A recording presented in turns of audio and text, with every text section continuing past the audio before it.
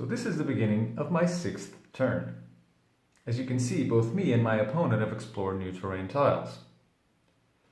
At the moment, I am at the start of my decide phase, so it's the perfect opportunity to explain the mutate action.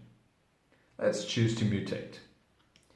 Now, I can choose 2 out of these 3 things I'm going to list next.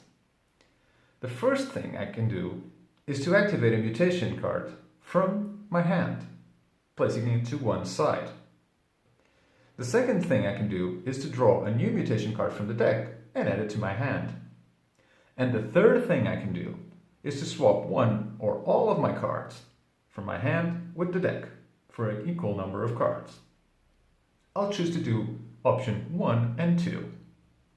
First, I'll take a mutation card from my hand and place it to one side, activating it. Now, mutations have 3 things: a cost in terms of control, which I'll have to decrease in my control level in order to activate the mutation, a rule that applies as long as the mutation itself is active, and a type. There are 3 types of mutation cards and artifact cards. The first type is symbolized by red crystals.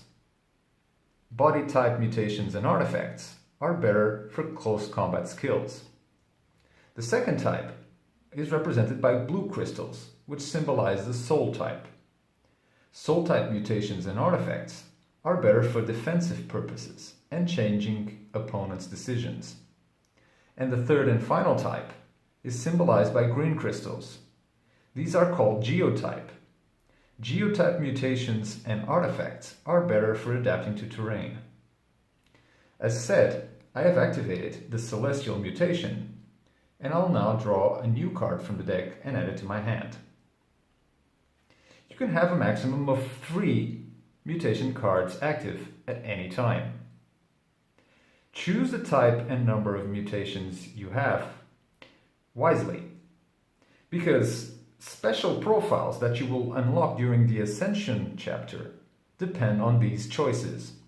For example, if you want to activate Alia Love, you know that Alia has 2 blue crystal or soul type mutations and 1 geotype mutation.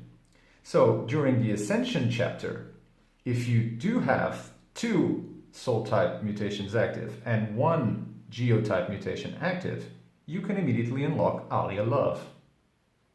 This is important for you to choose the character and guide the number and type of mutations you activate according to this choice. Someone might beat you to it, but at least you have a plan. Now, these mutations and their type will also influence the number of dice you roll in combat, as we'll see later. But right now it's important for you to know that choosing the type and number of mutations you have active is very relevant for other parts of the game and other decisions that may come. Next, we will speak about the search and trade steps that we missed last time. But just to finish up the turn, during my breathe phase, I cannot do anything. For example, I cannot heal because I am already at maximum health, I cannot focus because I only have 1 energy point, and I require 2, and I cannot trade because I'm not in a village, and I don't have any artifacts yet.